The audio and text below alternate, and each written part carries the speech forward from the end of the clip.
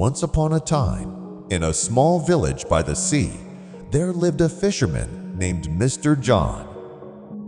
Every morning, he would join the other fishermen on their boats, sailing into the sea to catch fish.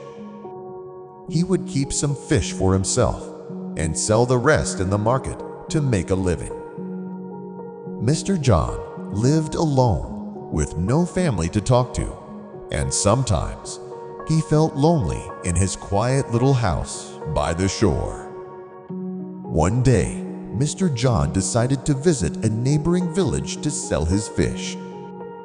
He packed his basket full of fresh fish and started walking along a forest path that connected the two villages. The path was long and surrounded by tall trees, with birds chirping and leaves rustling in the wind. As he walked, he noticed something unusual up ahead. A man was sitting by the roadside, looking tired and worried. Next to him was a small tiger cub, its fur golden and its eyes wide with curiosity.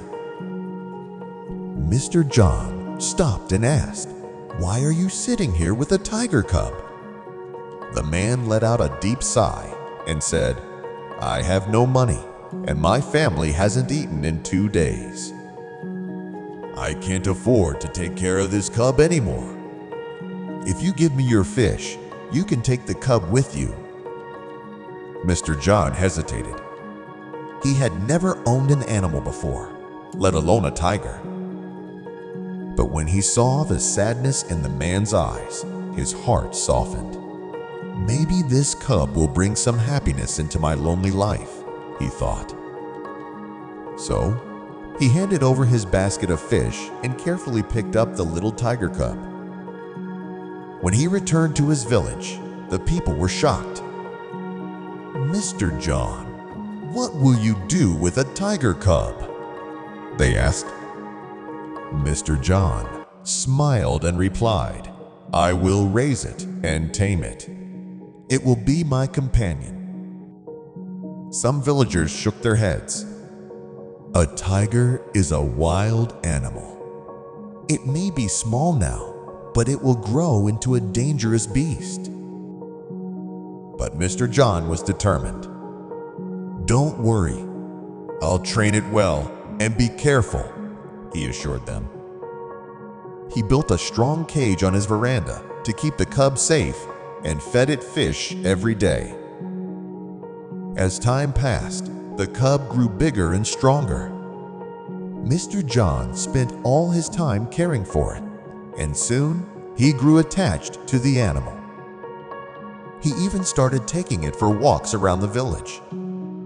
Some people admired his courage, while others kept their distance, fearing what the tiger might become. Years went by, and the cub grew into a magnificent, powerful tiger. Its once small paws were now huge. Its playful bites had become strong jaws, and its soft fur had turned into the coat of a true hunter. Mr. John was proud of how he had tamed the wild animal.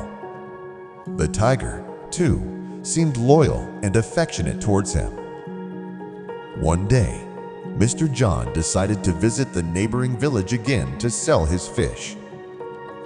He locked the tiger in its cage, patted its head, and said, "I'll be back soon." Then, he set off on his journey.